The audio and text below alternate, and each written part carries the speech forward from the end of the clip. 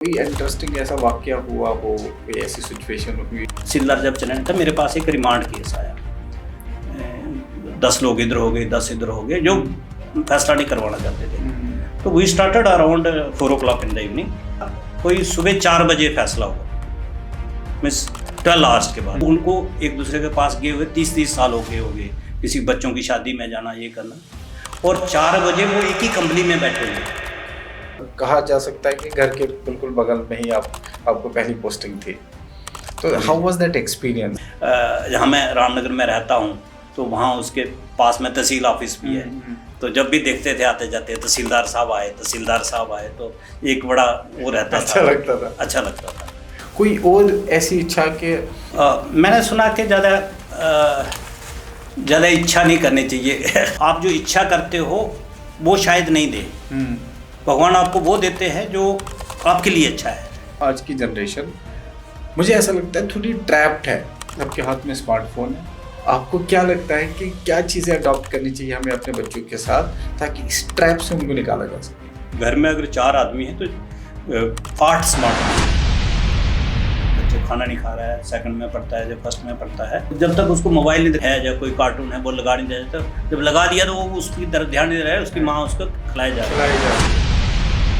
क्योंकि दुनिया पे बड़ी उथल पुथल हो रखी है, बहुत वॉर सी सिचुएशन। मुझे लगता है कि धीरे धीरे जहाँ आग फैलती जा रही है पूरी दुनिया में, तो आप क्या पॉइंट ऑफ व्यू रखते हैं इस पर? जितना आपको हक है खुश रहने का, अपने ढंग से ज़िंदगी, जितना मुझे हक है, तो अगर हम एक दूसरे की उस कोएग्जिस्टेंस को, उस अस्तित्व को रिस्पेक्ट नहीं करेंगे, रिकग्नाइज नहीं करेंगे, तब तक नहीं रह सकते। उधमपुर का कोई फेवरेट लोकल जो कुजीन आपको खाना पीना पसंद है? कलाड़ी। हाँ।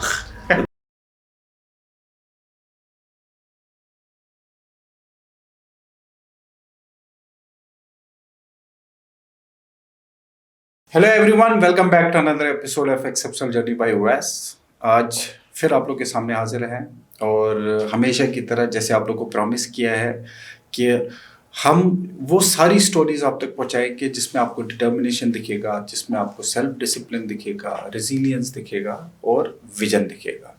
क्योंकि एक आम आदमी के लाइफ में ये सारे एस्पेक्ट्स की बहुत ही ज़्यादा ज़रूरत है। तो हमने बहुत मिन्नतों के बाद, बहुत ट्राई के बाद आज एक ऐसे ऑफिसर हैं हमारे जम्मू एंड कश्मीर में जो काफ़ी लो प्रोफाइल रहे हैं, बट इनका काम बोलता है एवरीबडी रेस्पेक्ट्स हिज वर्क। जिनकी मैं बात कर रहा हूँ, सर का नाम रिशपाल सिंह सर है। 2001 बैच के सिविल सर्वेंट है, स्टेट सर्विसेज में क्वालिफाई किया है। ये भी बताता चलूँ कि सर ने पहले सिविल सर्विसेज में आने से पहले 15 साल एयरफोर्स में सर्व किया है। तो वो सारी चीज़ें, क्योंकि सर उधमपुर के रहने वाले, जम्मू एंड कश्मीर में एक डिस्ट्रिक्ट है उधमपुर, उसमें बाड़ी एक विलेज है, रिमोट विलेज है, वहाँ से इन्होंने कैसे शुरुआत की और आज कॉमर्स एंड इंडस्ट्रीज में स्पेशल सेक्रेटरी हैं। यहाँ तक का सफ़र सर ने कैसे तय किया है, आई एम श्योर बहुत सारी स्टोरीज होगी जो हमें सुनने को मिलेगी। और सबसे पहले मैं सर को शुक्रिया करना चाहूँगा और वेलकम करना चाहूँगा कि इतने बिजी स्केड्यूल में आपने हमें टाइम दिया। Thank you so much sir. Thanks Owais ji for this nice introduction. जैसे कि आपने बताया कि मैं 2001 बैच का JKS का सिविल सर्वेंट हूँ और गांव बाड़ी, तहसील रामनगर, डिस्ट्रिक्ट उधमपुर का रहने वाला हूँ। ये बहुत ही एक रिमोट एरिया है और मैं सच बताऊँ आज भी पक्का रोड नहीं है वहाँ। बड़ी मुश्किल से गाड़ी, सीजनल गाड़ी जाती है, वेदर ख़राब हो जाए तो गाड़ी नहीं जाती है। वहाँ से शुरू होके हम यहाँ तक पहुँचे कि आज आपने इतनी खूबसूरत इंट्रोडक्शन दी और इस काबिल बने कि हम लोगों को बता सकें कि कैसे ये जर्नी करना है। नहीं, मैं सर मतलब मैंने तो उतना जितना आप डिज़र्व करता है, जितना आपका स्टेटस डिज़र्व करता है और जितना आपका काम डिज़र्व करता है, आई एम श्योर मैंने उतना नहीं बोल पाया हूँ फिर भी। बट बहुत सारी जगह पे मैंने आपका, पहले भी मैंने बोला है, आपसे डिस्कस किया है कि मैंने नाम सुना है जो जो आपने काम किए हैं, जितनी सिविल सर्विसेज में आपने काम किया है, एयरफोर्स में नेशन के लिए काम किया है। तो बहुत बहुत मुबारकबाद सर, और thank you so much for taking care of us.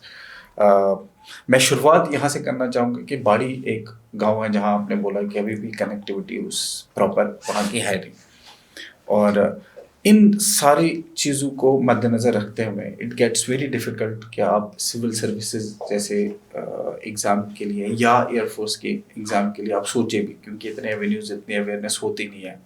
तो आपका सफ़र शुरू कैसे हुआ आपके गांव से? जी, मैं आपको बताऊं कि बाड़ी जैसे कि बताया कि तहसील रामनगर का एक बहुत सा रिमोट गांव है, राइट। तो वहाँ एजुकेशन की सुविधाएं भी कम हैं। मेरी जो शुरुआती की पढ़ाई है वो उधरी गवर्नमेंट मिडिल स्कूल था बाड़ी में, वहाँ हुई, और 9th और 10th के लिए हम जो तहसील हेडक्वार्टर है रामनगर में आ गए और वहाँ तक 12th तक ही स्टडी की। उसके बाद मैंने कॉलेज ज्वाइन कर लिया, गवर्नमेंट डिग्री कॉलेज उधमपुर। उन दिनों बीएससी पार्ट फर्स्ट और सेकंड होता था, बीएससी पार्ट सेकंड में पढ़ रहा था, तो ऐसे ही एडवर्टाइजमेंट देखी अखबार में कि इंडियन एयरफोर्स के लिए भर्ती निकली है, तो मैंने उसके लिए भर दिया। और यहाँ जम्मू सतवारी में आके एक टेस्ट होता था फर्स्ट उनका, जिसको आईएसटी कहते थे हम, इनिशियल स्क्रीनिंग टेस्ट। तो कॉलेज में पढ़ते थे तो बहुत से बच्चे आए, तो उसमें खाली मैं ही सिलेक्ट हुआ आईएसटी में। फिर उसका दूसरा राउंड था एफएसटी, जिसको हम कहते हैं फाइनल सिलेक्शन टेस्ट, वो हमारा इधर है अंबाला में, हरियाणा में सेंटर है, वहाँ हुआ। और उसके बाद थर्ड मेडिकल होता है और उसमें मैं सेलेक्ट हुआ 1986 में, और I joined Indian air force in 1986। जी सर, क्या होशियार बच्चे थे, मतलब आप काबिल बच्चे, फ्रंट बेंच और टॉप करने वाले बच्चे थे स्कूल में? गांव के हिसाब से तो था। एडवांटेज एक चीज़ थी कि मैं मेरे जो वालिद साहब थे वो टीचर थे, और अभी वो रिटायर्ड हुए हैं as a zonal education officer. तो एक वो एडवांटेज था मेरे लिए, और दूसरा घर में जो दूसरे कज़न्स थे वो मेरे से बड़े थे, वो भी पढ़ते थे, तो एक एडवांटेज था। और क्योंकि लैक ऑफ कंपटीशन था गाँव में, ऐसा कोई कंपटीशन नहीं था, और उन दिनों पढ़ाई की इतनी सुविधाएं भी नहीं थी और इतनी अवेयरनेस भी थी, तो मैं कह सकता हूँ कि मैं एक एवरेज स्टूडेंट था। ओके। तो फिर आप वहाँ से, रामनगर से, फिर आपका स्कूलिंग वहाँ से हुआ, फिर आपने ग्रेजुएशन कहाँ की? जम्मू में?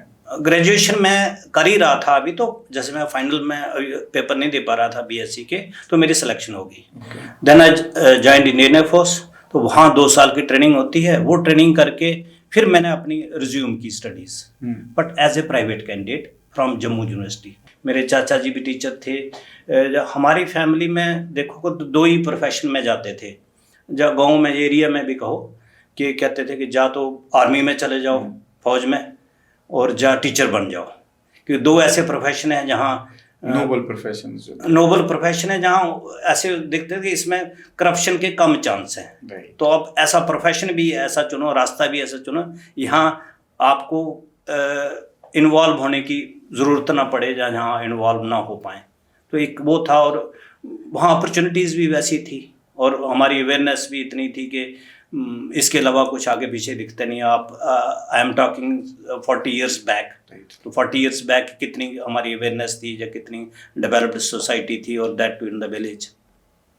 तो बट जब आप 17-18 साल के, आई एम श्योर, जब आपने ये डिसाइड किया, सेकेंड ईयर में थे, 17 साल मेरा ख्याल है, 17-18 साल होंगे, तो एक ऐसा टाइम भी होता है जिस टाइम में पावर एंड पोजीशन भी एक होल्ड करना इंसान को बहुत अट्रैक्टिव लगता है। तो इस तरह का भी माइंडसेट था उस टाइम ऐसे सर्विसेज में जाने के लिए?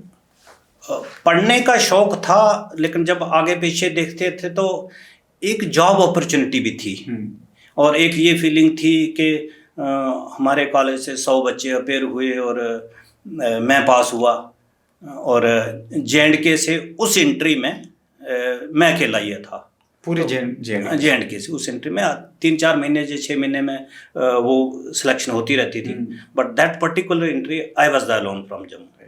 हाँ, तो वो एक लगा कि मैं थोड़ा बेटर हूँ या एवरेज से अच्छा हूँ, तो वो एक पर्टिकुलर मूवमेंट था जो मेरा ख्याल है कि आपकी लाइफ में सबसे पहला अचीवमेंट था, तो clear such prestigious exam, of course, पूरे जम्मू एंड कश्मीर में। जी। तो क्या उस पर्टिकुलर जो आपने अचीव किया है उससे आपको आगे के मोमेंटम गेन करने के लिए कॉन्फिडेंस मिला? ऑफ कोर्स वो था, लेकिन उधर जाके जैसे 2 साल की ट्रेनिंग होती है, ट्रेनिंग के बाद जब फील्ड में आए, जब आपकी पोस्टिंग हुई, तो जब पोस्टिंग के बाद आपको एक रिस्पॉन्सिबिलिटी मिल जाती है, यू हैव टू डिलीवर। और डिफेंस में, खासकर आर्म्ड फोर्सेस में, वहाँ ज़्यादा डिसिप्लिन होता है।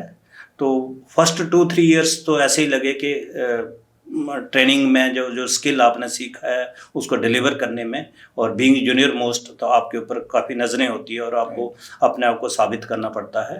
तो फर्स्ट 3-4 ईयर्स लग गए उसमें एस्टेब्लिश होने में।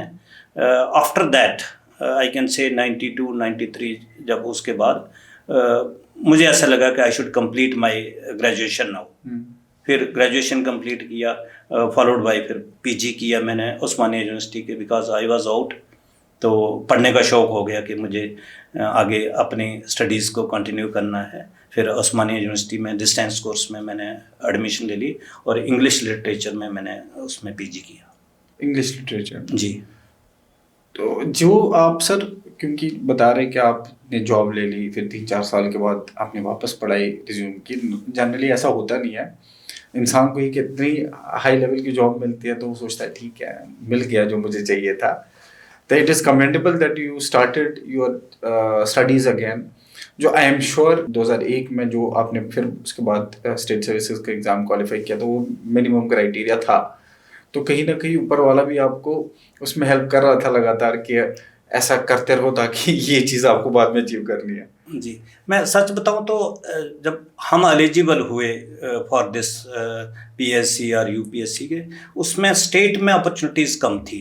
आपने देखा होगा कि 1984 में एक एग्ज़ाम हुआ था, पहले 1977 में हुआ, फिर 84 में हुआ, 1984 के बाद 1995 में हुआ, क्योंकि वो फिर टर्माइल हुआ, ये हुआ। तो हमें वी आर नॉट अवेयर कि ऐसा भी एग्ज़ाम होता था, क्योंकि जब वी वर स्टूडेंट्स, जब 84 में हुआ होगा, हम छोटे थे। तो उसके बाद जब 95 में हुआ तो उसके बाद वही एक अपॉर्चुनिटी थी। तो बाय द टाइम हमें पता भी चल गया कि apart from the whatever service I am doing, और भी अपॉर्चुनिटीज़ हो सकती हैं where we can test ourselves.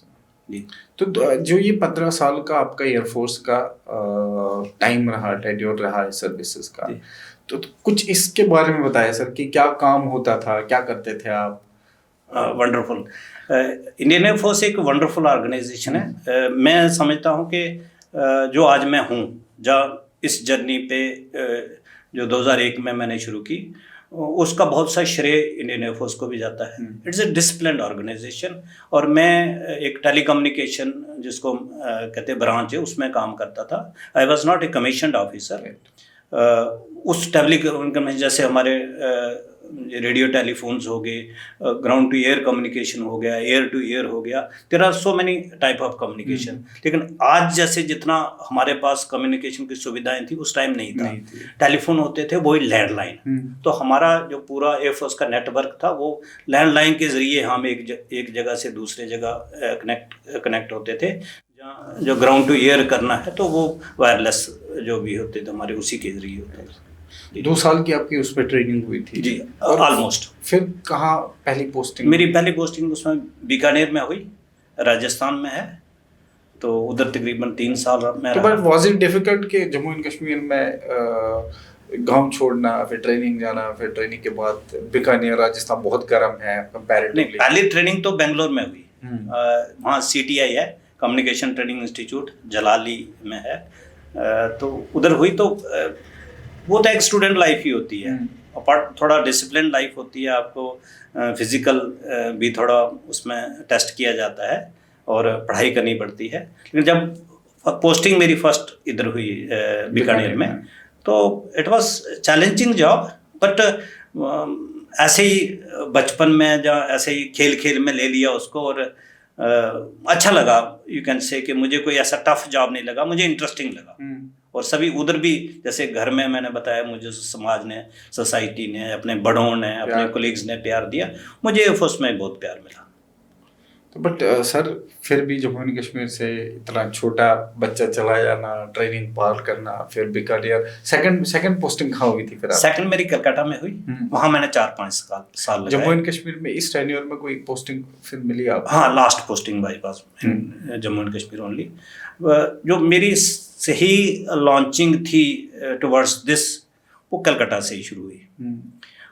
उधर भी होता है जब हम, क्योंकि मैंने आपको बताया कि मैं कमीशन्ड ऑफिसर नहीं था, नॉन कमीशन था, तो उधर भी होते हैं चांसेस के from non commission you can become a commissioned officer. मैंने उसके लिए अप्लाई किया। बहुत मज़ेदार एक स्टोरी है। मैंने किया तो जब देहरादून में हमारा AFSB कहते हैं, एयरफोर्स सिलेक्शन बोर्ड होता है, जब जिस टाइप इंटरव्यू होते हैं वो 3 पार्ट होते हैं उसके। जब साइकोलॉजिकल टेस्ट, GTO होता है, देन इंटरव्यू। जब मैं इंटरव्यू दे रहा था तो जो इंटरव्यू ले रहे थे, तो उन दिनों मुझे पढ़ाई का शौक पड़ गया था। I am talking about the 95 Jain 95।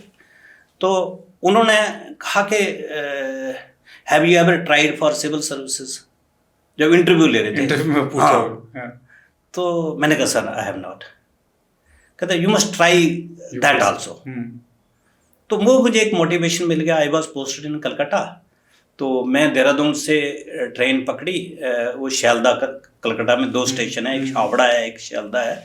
शैलदा में उतरे और शैलदा में मैं सीधा उधर चला गया जहाँ किताबें, कॉलेज स्ट्रीट जिसको हम कहते हैं। तो मैंने वो पहली बार, मैंने मैगजीन्स वगैरह जैसे बहुत सी चीज़ें, अखबारें पढ़ने का बहुत शौक था। किसी किस्म का मटेरियल जिसको पढ़ते थे, लेकिन पहली बार मैंने 95 में वो देखी, उधर बुक्स वगैरह देखी। देन उसके बारे में सिविल सर्विसेज क्या होते हैं वो होता है। That was the, I think, I don't claim कि मैं बचपन से ही सिविल सर्वेंट बनना चाहता था। That was the my turning point. हाँ, वो मेरे उस जो इंटरव्यूअर थे, हमारे बहुत सीनियर ऑफिसर थे, उन्होंने कहा कि उसको ट्राई करो थोड़ा। तो मैं उसमें थोड़ा डर के नहीं, ऐसे एक क्यूरियोसिटी थी कि क्यों, व्हाई नॉट हियर। तो उन्होंने खुद ही मुझे रिप्लाई दे दिया विदाउट आस्किंग मी। क्यों इंटरव्यू में क्यों पूछेंगे कि आप क्यों ये सजेस्ट कर रहे थे। उन्होंने कहा कि नहीं, I think you can do better there, you are more suitable there, may be. उनकी ये इंटेंशन रही। तो फिर then did you appear for UPSC? Yes. उसमें क्या रहा सर? मैंने मेंस दिया 97 में। 97? जी जी। और फिर 97 में एक ही मेंस दिया आपने? एक ही मेंस दिया मैंने, क्योंकि 97 में मेरी उधर से ट्रांसफ़र भी हो गई दार्जिलिंग में, करशांग एक स्टेशन है, उधर हो गया। तो I was not called for interview, उसके लिए इंटरव्यू के लिए क्वालिफाई नहीं हुआ। लेकिन मेंस मैंने एक लिखा 97। बट सिर्फ एक मेंस लिखा आपने? एक ही मेंस मैंने एक। बाय द टाइम ये हमारा हो गया, मैंने 95 जो इधर स्टेट सर्विसेज का भी हो वो भी दिया था। वो भी दिया था, बट क्योंकि मैं उसको टाइम ज़्यादा नहीं दे पाया। उसका इंटरव्यू भी दिया था मैंने, but I could not make the final list 1999 में जो आया। जब आप देखते हैं कि सर स्टेट सर्विसेज बहुत ड्रास्टिकली चेंजेस हैं स्टेट सर्विसेज के एग्जामिनेशन में जी। तो 1999 में आपने एग्जाम दिया था जी, और 2001 में फिर आपका सिलेक्शन हुआ, finally you started working here.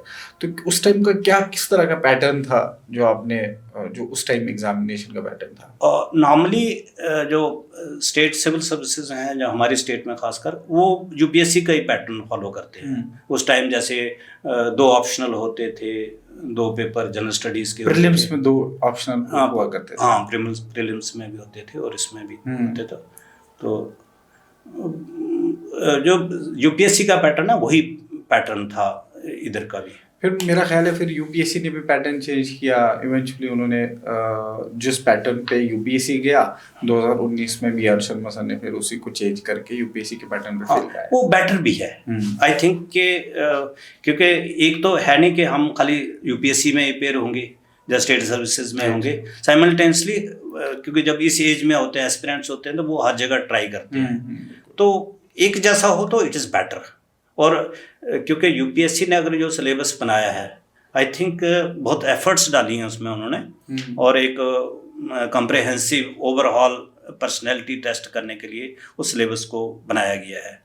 तो I think it is better कि वही अगर रखें हम फ्यूचर में भी अब रखें और पैटर्न भी सेम हो। सर थोड़ा सा साइकिल, थोड़ा सा ये भी वो कर दें क्योंकि साइकिल में थोड़ा सा इस टाइम है कि ओवरलैप कर जाते हैं जी एग्जाम्स, जी वो नहीं होना वो मुझे है, क्योंकि हमारा अभी यहाँ का कोई रेगुलर नहीं है कि आप जैसे यूपीएससी का अभी जनवरी में निकले फॉर्म निकले, मई में प्रीलिम्स होगा, अगस्त सितंबर में मेंस होगा, देन इंटरव्यू होगा। Right. ऐसा कोई ये कैलेंडर ये भी फॉलो कर दें, दो अगर एनुअली नहीं कर सकते बायनली कर दें, 2 साल में एक बार कर दें, तो जब पोस्टें जो भी करें वो I think public service commission एक कैपेबल अथॉरिटी है, बिल्कुल वो उसको सोचे। लेकिन मुझे ये लगता है कि बहुत से एस्पिरेंट्स मुझे देखते हैं, क्योंकि इस टाइम जब मैं इधर हूँ सेक्रेटरीट में हूँ तो काफ़ी लोग पीछे में देखो घूम रहे थे कि हमारा ओवरलैप कर रहा है, हमें ये ले रिलैक्सेशंस। तो अगर हमारा डिफाइंड पैटर्न हो तो इसमें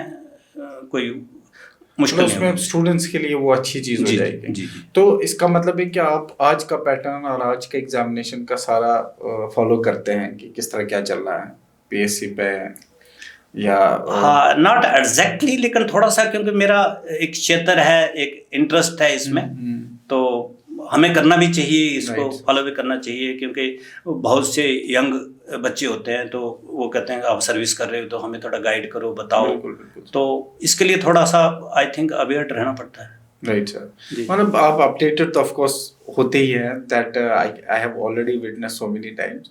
मैं सर जानना चाहूँगा कि 2001 में आपका जब सिलेक्शन 2001 में आपने सर्विसेज शुरू की थी, तो वो रिजल्ट का क्या असर था आपके घर में कि नया, मतलब एकदम एक नई सर्विसेज में आप शुरुआत करो, 15 साल आप पीछे कर चुके थे, तो but that decision must have been very difficult decision कि उससे हटके इसमें आना और फिर नई से बिल्कुल जीरो से शुरू करना। नहीं, ये तो जैसे मैंने आपको कहा 95 में वो जो माय इंटरव्यूइंग सर थे, जो the president of the board, he was taking the interview, जब उन्होंने कहा तो उसी दिन से मेरे मन में हो गया था कि अगर इस आदमी ने इतने एक्सपीरियंस के साथ, ही सच ए मैच्योर्ड एंड एक्सपीरियंस्ड पर्सन, इसमें देखा था, आई मस्ट ट्राई। दूसरा जो मेरा मोटिवेशन हमेशा रहा था कि मैं आपको बताया जो एक बैकवर्ड विलेज या रिमोट विलेज था, तो वहाँ के लोगों के प्रति या वहाँ के जो भी इश्यूज थे उनके प्रति एक संवेदना रही है, एक फीलिंग रही है कि यहाँ बहुत काम करने की ज़रूरत है। तो भी एक मोटिवेटिंग फैक्टर था मेरे लिए कि वहाँ करने के साथ साथ मैं इधर भी अगर ट्राई करूँ तो I can serve in a better way.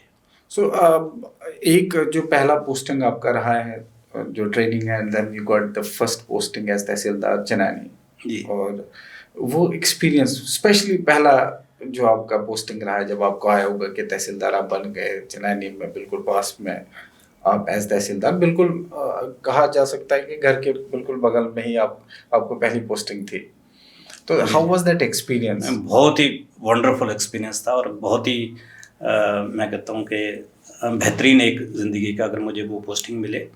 मैं आपको यहाँ ऐड कर दूं कि अभी आजकल जैसे है ना कि 3 स्ट्रीम्स हैं, जूनियर केएस है, पुलिस सर्विसेज है ना, अकाउंट्स। हमारे टाइम ऐसा नहीं था। हमारे टाइम एक तो यही थे, जो अकाउंट्स अलग था, पुलिस अलग था, और सिविल जो दूसरे डिपार्टमेंट्स वो 18 फीडिंग सर्विसेज थी। तो उसमें चॉइस देनी पड़ती थी व्हाइल अप्लाइंग, जो मेंस के लिए फॉर्म भरोगे तो उसमें J&K रेवेन्यू गेस्टेड सर्विस एक सर्विस थी, तो मैंने फर्स्ट चॉइस वही दी थी। अच्छा, तो बिकॉज मेरा मेरिट में मैं अच्छा था, मेरा 8th रैंक था, तो मुझे वो मेरी फर्स्ट चॉइस ही मिल गई। जैसे J&K सेक्रेटरी सर्विसेज था, सोशल वेलफेयर सर्विस, उसमें एज तहसीलदार, मतलब ये रेवेन्यू सर्विसेज थी, रेवेन्यू सर्विसेज में तहसीलदार लगते थे। तो ऐसे तहसीलदार हमने छोटा सुना था कि जब भी जहाँ मैं रामनगर में रहता हूँ तो वहाँ उसके पास में तहसील ऑफिस भी है, तो जब भी देखते थे आते जाते तहसीलदार साहब आए, तो एक बड़ा वो रहता अच्छा था, अच्छा लगता था। तो बट वो यंगर डेज आपके, और नया आप नौकरी कर रहे थे, of course power and position was there, एक जैसे आप ऑलरेडी ब्लू आइड रहे हैं, सबका अटेंशन आप पे हमेशा रहा है, तो इस चीज़ से तो और ज़्यादा फिर अट्रैक्शन बढ़ा होगा, लोग आपकी तरफ बहुत ज़्यादा आने लगे होंगे उसके बाद। तो कैसे डील किया, क्योंकि तहसीलदार आपकी पब्लिक डीलिंग ही होती है। हाँ, यही एक चैलेंज था, और मैं सच बताऊं कि यही मैं करना चाहता था जब भी अपियर हो रहा था, क्योंकि मुझे एक एक्सपीरियंस भी हो गया था और एक कॉन्फिडेंस भी आ गया था। मैंने मेंस लिखा था 97 में और ये तो क्लियर ही किया था, लास्ट मेरिट लिस्ट में नहीं, 99 केएस वाला। तो मुझे कॉन्फिडेंस आ गया था, आई विल क्लियर इट, ठीक है, किसी भी मेरिट में करूँगा। लेकिन मेरे एक मन में ये था कि मुझे रेवेन्यू सर्विसेज मिलनी चाहिए, क्योंकि तहसीलदार का एक नाम है, तहसीलदार डायरेक्ट लोगों के काम कर सकता है। एसडीएम कटरा भवन रहे हैं। इसके बाद मैं थोड़ा रिलीफ में आ गया। रिलीफ इधर जो माइग्रेंट, कश्मीरी माइग्रेंट रिलीफ थी, वहाँ थोड़ा सा 2 साल रहे, अच्छा एक्सपीरियंस रहा। और देन हमारी प्रमोशन। ये कौन से ईयर में आप रिलीफ वाले उसमें आए? मैं 2007 में आ गया, 7 से 9 तक इधर रहा, 2 साल। उसके बीच में 2008 उसमें उस टाइम में क्या काम आपका सर स्पेशली हुआ करता था? इलेक्शन में, इसमें रिलीफ में, क्योंकि कश्मीरी माइग्रेंट्स हैं तो इनको जो रिलीफ वगैरह दी जाती है, तो इनको पूरा एरिया जम्मू जहाँ सेटल हुए हैं इनको जोन्स में और कैंप्स में बांटा गया है। तो हर कैंप और जोन के या 2-3 जोन को मिला के, कैंप्स को मिला के एक ऑफिसर होता है, जो कैंप कमांडर या जोनल ऑफिसर कहते हैं। मैं 2-3 महीने उसमें रहा, उसमें डिस्वर्स करना है रिलीफ। उन दिनों ये चेक से ही जाता थी रिलीफ, जो मॉनिटरी बेनिफिट होता, राशन जाता था, या उनकी जो वेलफेयर वो देखना है।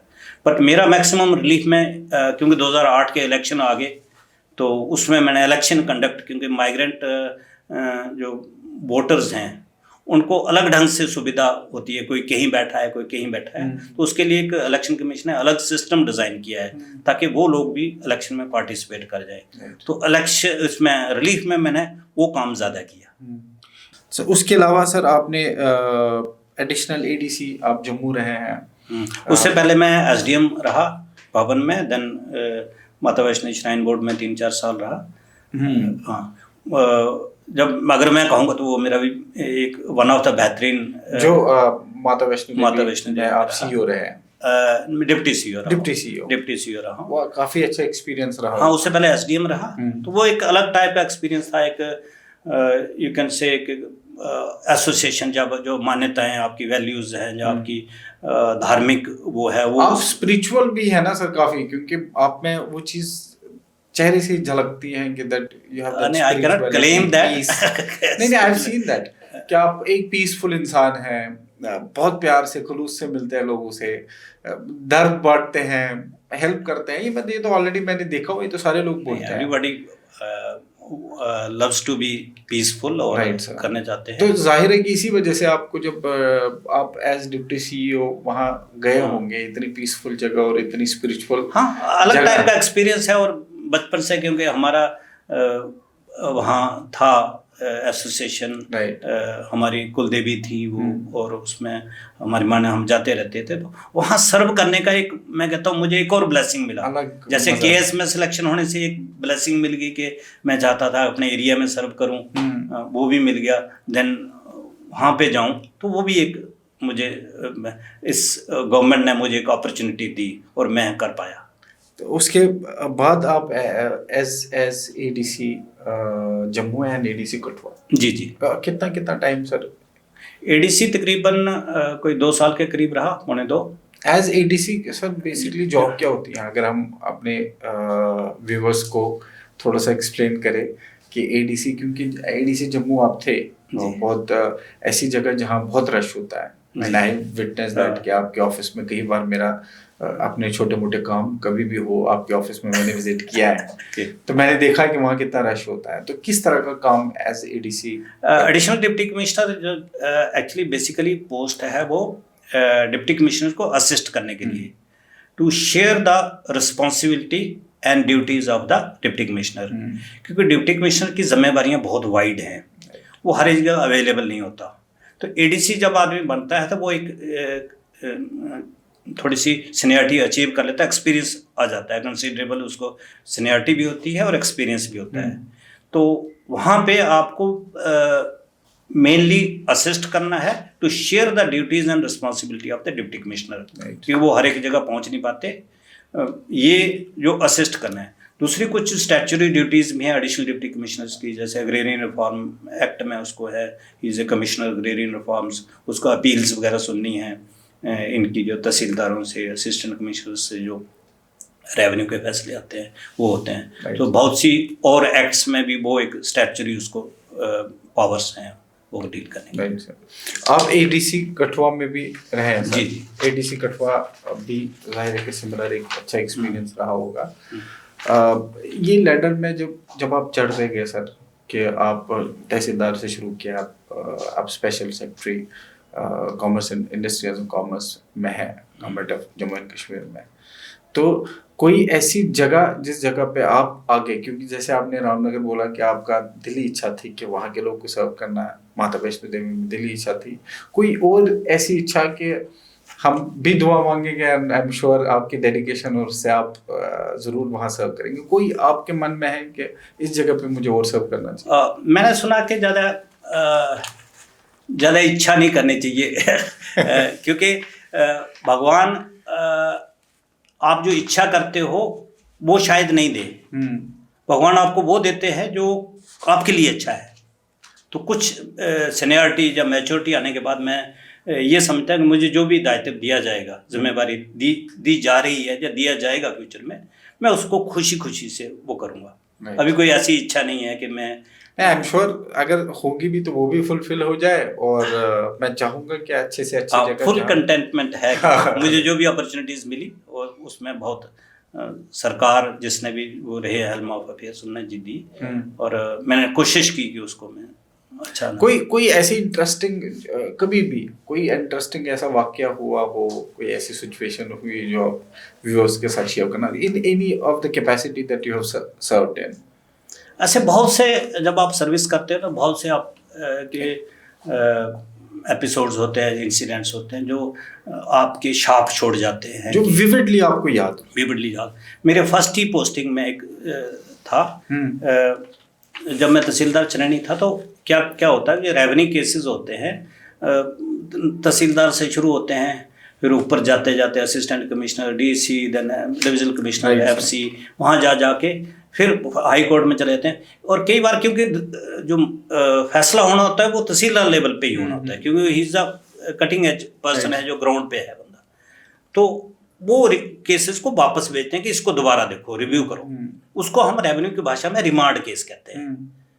तो ऐसे तहसीलदार के पास आ जाते हैं, एक कोई 10-20 साल पहले किसी तहसीलदार ने फैसला किया है, वो अपील में जाते 20 साल बाद दोबारा आपके पास आ रहा है, तो आप उसको दोबारा रिव्यू कर रहे हैं, ऑफिसर चेंज हो गए होते हैं, सर्कमस्टेंसेस चेंज हो गए होते हैं। तो एक इंसिडेंट था, तो मैं तहसीलदार जब चलने था, मेरे पास एक रिमांड केस आया।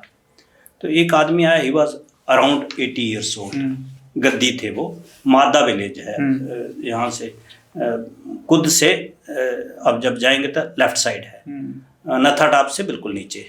तो आजकल पता नहीं गाड़ी जाती है कि नहीं, उस टाइम नहीं जाती थी। तो वो आया, रोने लगा, कहता मैं मर जाऊंगा।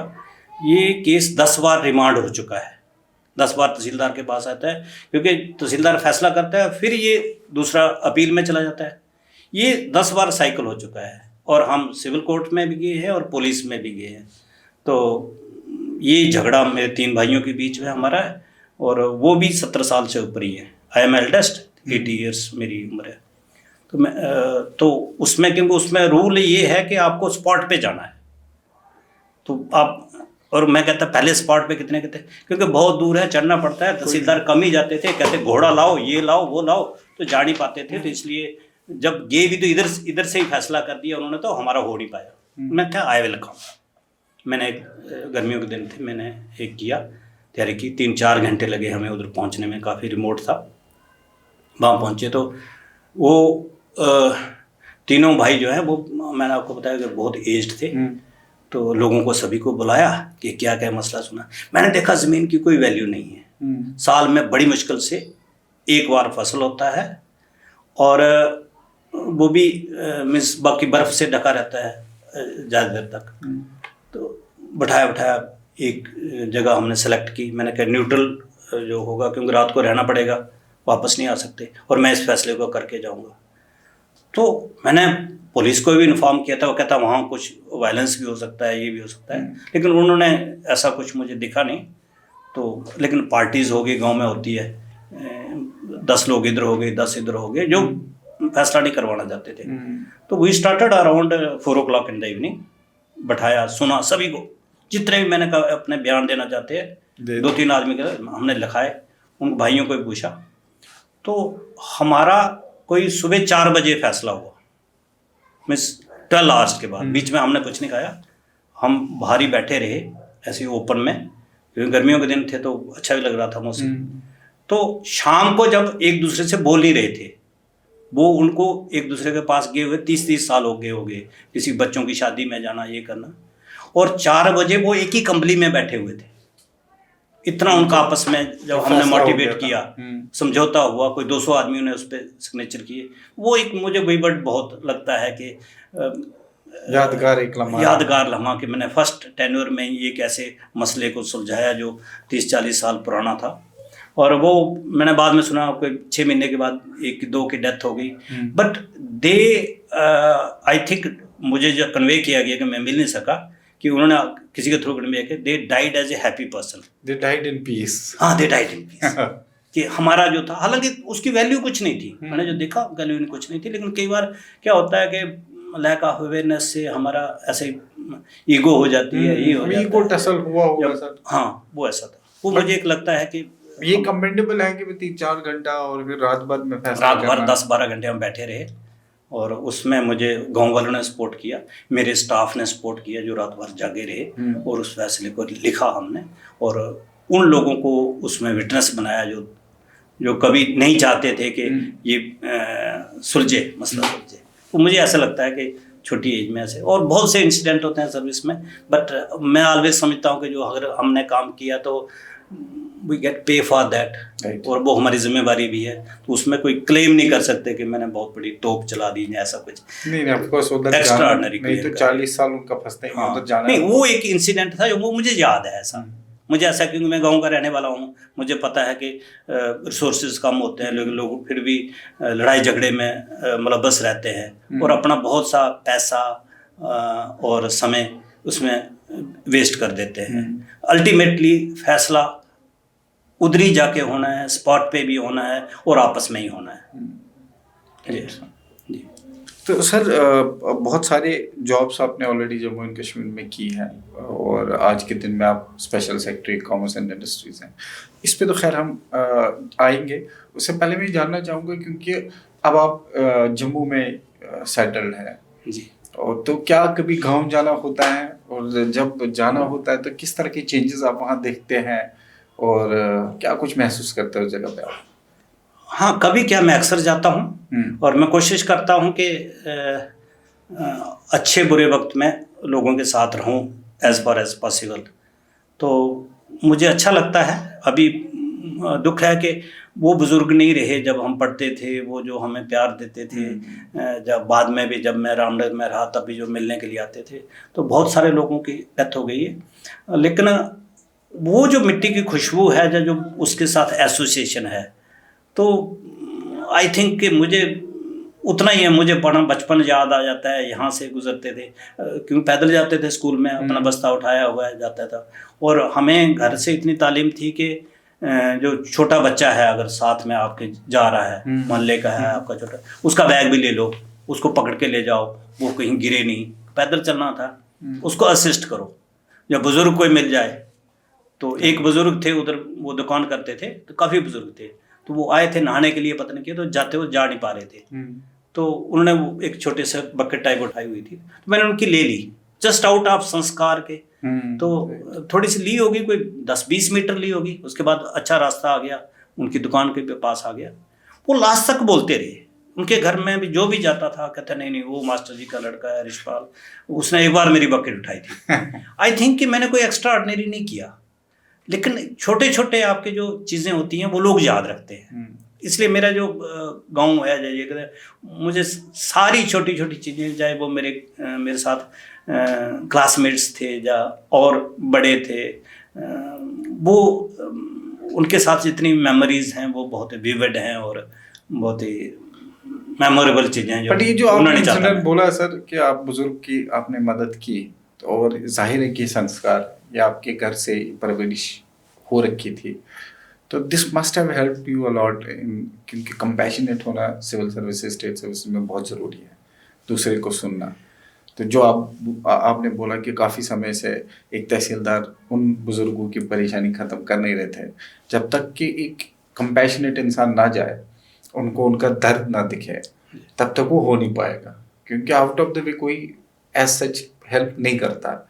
तो आपको लगता है कि वो आपको थ्रू आउट पूरा करियर में अभी तक हेल्प किया, जो आपके जी, संस्कार? ये बहुत ज़रूरी है, नॉट ओनली मेरे लिए, हर एक ऑफिसर के लिए, और मैं कहता हूँ हर एक इंसान के लिए एक दूसरे को सुनना वो बहुत ज़रूरी है। खासकर ऑफिसर लेवल पे आपको एक रिस्पॉन्सिबिलिटी दी जाती है और आपसे लोगों को एक्सपेक्टेशंस हैं। तो कोई भी घर से आएगा आपके ऑफिस में जब अप्रोच कर रहा है और ही और she comes with some expectation, उसको आपके साथ काम है और उस काम करने के लिए आप सरकार ने आपको लगाया है, जिम्मेदारी दी है और आपको उसके लिए पैसे भी मिलते हैं। तो उसको सुनना सबसे बड़ी बात है। कई बार ऐसा होता है कि उसके आप क्या पता सही तरीके से बताना नहीं आए, वो रॉन्ग फोरम पे आ जाए कि भाई कई बार मैं एक्सपीरियंस किया होता है, क्या पता सिविल कोर्ट का काम है, जज साहब का काम है सिविल का, तो वो हमारे पास आते थे, लेकिन इंस्टेड ऑफ उनको भेजने के बजाय कि उनको ऐसे निराश करने के बजाय उनको गाइड कर दो। तो बहुत से मसले 50% जब आप किसी को सुनते हो मसले हल हो जाते हैं, 50% किसी को गाइड करते हो कि भैया ऐसे किसी को ना, उसके लिए वो तो होना बहुत ही ज़रूरी है कि you should be a good listener, और एक कंपैशन तो होना ही चाहिए। आपके फेलो ऑफिसर्स हैं, अगर मेरी कभी किसी से बात हुई है, मैंने बोला हो, या मैं सेक्रेटरीट में कभी चला गया तो मैंने बोला कि मुझे आपसे मिलना है, तो मैंने एक रिएक्शन जो अक्सर लोगों में देखा, ऑनेस्टली बता रहा हूँ मैं, ये कि एक स्माइल और बोलते बड़े शार्प ऑफिसर हैं, मतलब बहुत इंटेलिजेंट ऑफिसर है। नहीं, ये तो उनका बड़ापन है, अगर ऐसा कहते हैं ऐसा क्यों बोलते हैं लोग? नहीं, ये उनका बड़ा, I think what ever I do, मैं कोई एक्स्ट्रा ऑर्डिनरी चीज़ नहीं करता, जो मैं करता हूँ ये मेरी जिम्मेवारी है और ये मेरे संस्कार हैं। सर, जब आप गांव जाते हैं, जब से शुरू किया और अब जब जाते हैं, तो क्या कुछ चेंजेस आपको उस गांव में दिखते हैं कि जो आपके टाइम में नहीं थी? जाहिर है कि बहुत सारे इम्प्रूवमेंट्स तो हुए होंगे, बट कौन सी ऐसी चीज़ें हैं कि जो आपको दिखा कि नहीं, ये अच्छे इम्प्रूवमेंट्स अब गांव में होने लगे हैं? बहुत सारी चीज़ें हैं, लेकिन उस पेस से नहीं हुआ है जिस पेस से होना चाहिए था। बहुत सी चीज़ें जब हम पढ़ते थे तो सड़क नहीं थी, अब टूटी फूटी है लेकिन सड़क है। 8th तक स्कूल था, अभी हाई स्कूल हो गया है, और भी छोटे मोटे डिस्पेंसरी बन गई है एक छोटी सी, और भी गवर्नमेंट के दूसरे ऑफिस थोड़े बहुत खुल गए, लेकिन उस पेस से डेवलपमेंट नहीं हुई है जितनी होनी चाहिए थी, जितना गाँव की तरफ हमें ध्यान देना चाहिए था, इतना नहीं। वो कैसे होगा सर? वो सभी के प्रयास से होगा, जो हमारी, क्योंकि आजकल लोकल बॉडीज़ भी हैं, रूरल जो पंचायत लेवल PRIs हैं, उनकी एफर्ट से, जो अवेयर लोग हैं उनकी एफर्ट से, और जो इलेक्टेड हमारे रिप्रेजेंटेटिव्स हैं उनकी प्रायोरिटीज़ देने से, उनको आई थिंक उन्होंने प्रायोरिटाइज किया होगा। तो उस पेस हो रहा है, लेकिन उस पेस में नहीं हो रहा है कि शायद मेरा गाँव है तो इसलिए मुझे कम लगता है, लेकिन मुझे पूरे ही आगे पीछे भी देखो, मुझे कम लगता है कि जितना हम समाज के लिए कर सकते हैं हर शोबे में, उतना मैं निराशावादी नहीं हूँ कि मैं जो किसी को सिस्टम को जैसे से निराश हूँ। मैं कहता हूँ इससे हम अच्छा कर सकते हैं, एंड ये एक पॉजिटिव साइन होता है, there is always room for improvement, तो हमें इसके लिए प्रयास करते रहना चाहिए। ट्रू। तो अब मतलब अब जैसे आप स्टार्ट किया, आपने बहुत सारी डिफिकल्टीज, आई एम श्योर, जो मैं पूछना चाहता हूँ वो ये कि सबसे पहले कि कुछ ऐसी डिफिकल्टीज जो आपने फेस की है, ओवरकम की है, और जो जर्नी में आपको खुद को प्रोग्रेसिव बनाने में हेल्प की होगी। क्या can you recall some such challenges which you have faced in life, कि जो बहुत डिफिकल्ट थे बट देन? डेफिनेटली जर्नी कोई भी इतना आसान नहीं होता, और आसानी से कुछ अचीव भी नहीं होता, आपकी डिटर्मिनेशन चाहिए ही। जैसे शुरू से ही प्रॉब्लम्स थी, 8th तक स्कूल था, पैदल जाना पड़ता था, स्कूल में प्रॉपर इंफ्रास्ट्रक्चर नहीं था, प्रॉपर टीचर आज भी नहीं है, गांव के स्कूलों में पूरे टीचर्स नहीं हैं, शहरों में भीड़ है लेकिन उधर नहीं था, देन कनेक्टिविटी नहीं है, उसके बाद आपको एक क्लास के बाद थोड़ा टाउन में आना पड़ता है, वहाँ रहने की आपको सुविधा नहीं है, किराए पे रहना पड़ेगा। छोटे बच्चे को खुद खाना बनाना है। मैंने नाइन्थ के बाद खुद ही खाना बनाया है, और 9th का बच्चा क्या खाना बनाता होगा, आजकल के बच्चों को देखो और वो देखो। तो रहना है, और उस टाइम इतनी सुविधाएं भी नहीं थी, कितना ज़्यादा से ज़्यादा एक कमरा ले लिया होगा और स्टोव होगा, उस पर बनाना है। मैं और एक मेरे कज़न थे, वो साथ में रहते थे। फिर कॉलेज में आ गए। कॉलेज में भी कितने आपको एक्सपोजर कितना है कि कितना, तो उधर भी पढ़ाई करनी है अपने लेवल पे, देन नौकरी करनी है अपने लेवल पे। तो हर जगह मुश्किल तो है, लेकिन ऐसा नहीं है कि वो आप ओवरकम नहीं कर सकते या अचीव नहीं कर सकते। मैं आपको जैसे तैयारी की बात करूं, क्योंकि मैं नौकरी करता था, तो खासकर ये क्योंकि हमारी पहले बात हुई कि यूपीएससी का एक पैटर्न है कि आपका इस अराउंड इस महीने में संडे को टेस्ट होगा, प्रीलिम्स होगा, उसके बाद होगा। 95 में फर्स्ट जब अटेम्प्ट हुई कि केएस का किया जाए, ये कोई 10 बार तो पोस्टपोन हुआ। अच्छा, देयर वर नो टेलीफोन्स। आपको I was posted in the Darjeeling के पास, तो समझो कि मेरे पास एक ही सोर्स था कि इधर से चिट्ठी जाएगी और वो डिलीवर होगी। दो, क्योंकि मैं कम्युनिकेशन में ही करता था, थोड़ा बहुत जुगाड़ कर लेता था टेलीफोन करने का, लेकिन वो भी कहाँ, रामनगर तक नहीं पहुँच सकता, उधमपुर लेवल पे ही होगा। फिर लेकिन लोग सिंसियर थे, लोग फटाफट आपको इन्फॉर्मेशन भेजेंगे, टेलीग्राम करेंगे या कुछ भी करेंगे। तो वो एक सबसे बड़ी इम्पेंडिमेंट था कि जब 97 वाला हमारा, ये 95 वाला हमारा हुआ, जो 99 में जिसका रिजल्ट लगे, एक तो 4 साल इसका एक था पीरियड था एग्ज़ाम एडवर्टाइजमेंट होने में और फाइनल सिलेक्शन लिस्ट में। तो 4 साल बहुत एक अरसा होता है उसमें। फिर क्योंकि जे.एंड.के हालात ऐसे थे, क्या पता आप उधर से छुट्टी लेके आ गए, क्योंकि you are serving the defence forces, उधर से छुट्टी लेना बहुत मुश्किल है। छुट्टी लेके आ गए, जम्मू पहुँचे, तो आपका पेपर पोस्टपोन हो गया है, again you have to go back, अगला कब होगा यू डोंट नो। और बार बार छुट्टी भी नहीं मिलती, बार छुट्टी नहीं मिलती, डिस्टेंस है, कम्युनिकेशन का कोई साधन नहीं है। तो ये बहुत एक था, एक चैलेंजिंग था। दूसरा, हमारे टाइम तो ये भी नहीं था ना कोई, जैसे आज इतनी सुविधाएं हैं, इंटरनेट की सुविधाएं हैं, अच्छी एकेडमीज़ हैं, कोचिंग सेंटर्स हैं, जहाँ बच्चों को गाइडेंस मिलती है, मोटिवेशन मिलती है, अपार्ट फ्रॉम गाइडेंस मोटिवेशन मिलती है, और एक प्रॉपर प्लेस मिलती है जहाँ वो बैठ के अपने जो फेलोज़ हैं और जो उनके टीम जो उनके एज मेट्स हैं उनके साथ बैठ के करते हैं। हमारा खासकर मुझे ऐसा कोई अपॉर्चुनिटी नहीं मिली या ऐसी कोई सुविधा नहीं मिली। ये एक अभाव रहे हैं कि यहाँ पहुँचने में इन सारी दुश्वारियों को फेस करना पड़ा। सर ज़रूर किया है, लेकिन आपने कोई कसर छोड़ी नहीं है। जो आपने अचीव किया है, इससे ज़्यादा क्या हो सकता था। You have achieve the highest. ये सारी चैलेंजेस फेस करने के बावजूद भी आपने वही सारा अचीव किया जो आप मे बी इट वाज डेस्टिनेड कि आपका मेहनत और ये सारी चीज़ें, क्योंकि जो आप बोल रहे हो without communication also it was not possible, और वो होना, उसके बाद अपेयर होना, उसके बाद एग्जाम पास करना, and then started serving here. हाँ, it was total dark. Communication के सिलसिले में ना, तो आपको रिजल्ट भी निकल गया तो पता नहीं चलता था कि आपका रिजल्ट निकल गया है, और देयर वाज नो की।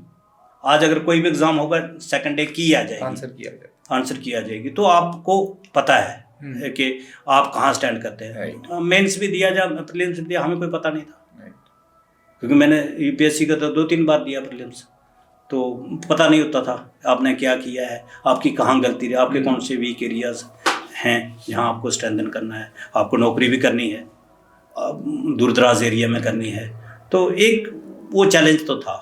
दूसरा, हमारी जो एजुकेशन भी वैसी थी कि हम ऐसे जगह में पढ़े, लेकिन फिर भी उनको लाख लाख शुक्र है उनके, हमारे टीचर्स का, हमारे पेरेंट्स का, हमारे बुज़ुर्गों का, जिन्होंने पूरा दयानतदारी से और मेहनत से हमें पढ़ाया और हमें यहाँ तक इस काबिल बनाया। अब सर, क्योंकि अगर देखा जाए तो आज के दिन में जनरेशन, आपकी जो जनरेशन है, it's completely different generation, different तौर तरीके जो पहले हुआ करते थे उससे बिल्कुल ही ऑपोजिट है।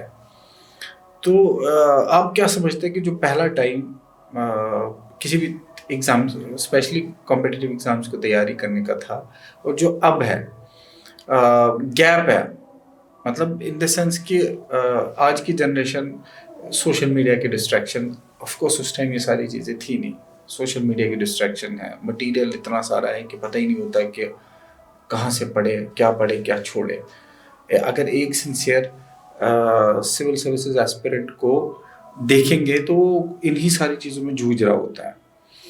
तो तब के चैलेंजेस और आपके चैलेंजेस में मुझे नहीं लगता कि मतलब चेंजेस हुए हैं, लेकिन बहुत चैलेंजेस है अभी भी। तो इस जनरेशन को कैसे देखते हो आप, जो अभी जनरेशन अब जो तैयारी कर रही है? देखो ओबेसली चैलेंजेस हर समय रहे हैं। जैसे जब हम कर रहे थे तो हमारे जो सीनियर थे तो वो कहते थे कि आपके टाइम सुविधाएं हैं, हमारे टाइम ज़्यादा था, और जैसे हम सोचते हैं कि आपके टाइम सुविधाएं, अपने अपने ज़माने के हिसाब से चैलेंजेस डिस्ट्रैक्शंस रहती है, लेकिन विनर तो वही है, अचीवर तो वही है इस चैलेंजेस से ओवरकम करे।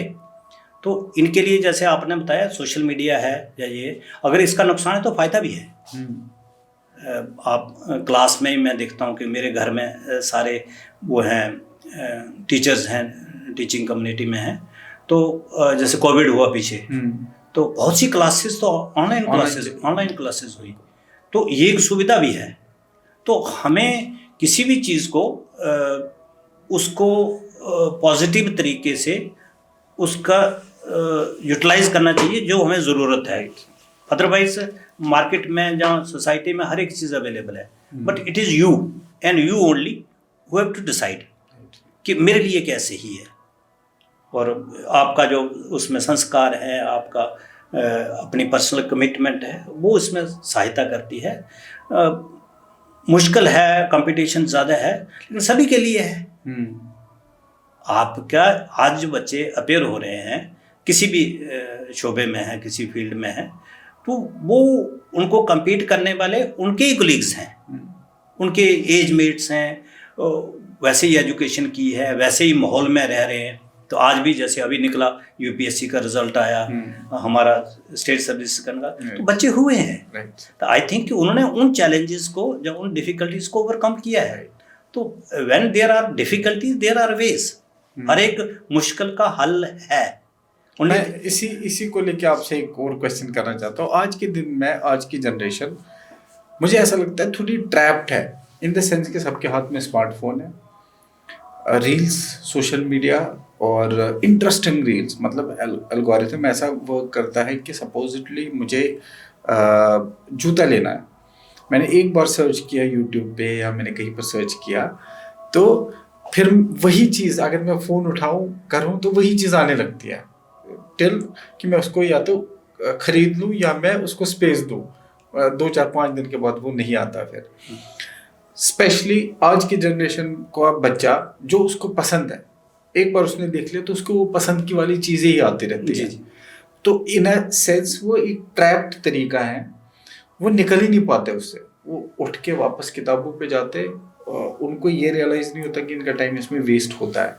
तो आपने बोला कि इस हर चीज़ का सल्यूशन है, तरीका है, तो बीइंग अ पेरेंट ऑल्सो आपको क्या लगता है कि क्या चीज़ें अडॉप्ट करनी चाहिए हमें अपने बच्चों के साथ ताकि इस ट्रैप से उनको निकाला जा सके? हाँ, बहुत इंपॉर्टेंट आपने क्वेश्चन किया, और नॉट ओनली जनरेशन के लिए, बड़ों के लिए प्रॉब्लम है।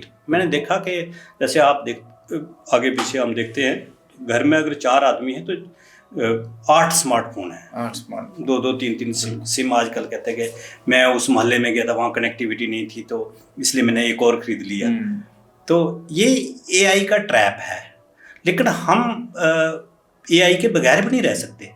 जो अगर सोसाइटी में जहाँ इस चीज़ आ गई, हमारे मार्केट में कोई चीज़ आ गई, तो उसमें हमने सोल्यूशन निकालना है उससे कैसे रहें। तो ये सबसे बड़ा फर्स्ट तो बच्चों पे ही अपना है, दूसरा उनके पेरेंट्स पे ही है कि घर में माहौल ऐसा बनाएं कि खुद लीड फ्रॉम द फ्रंट करें।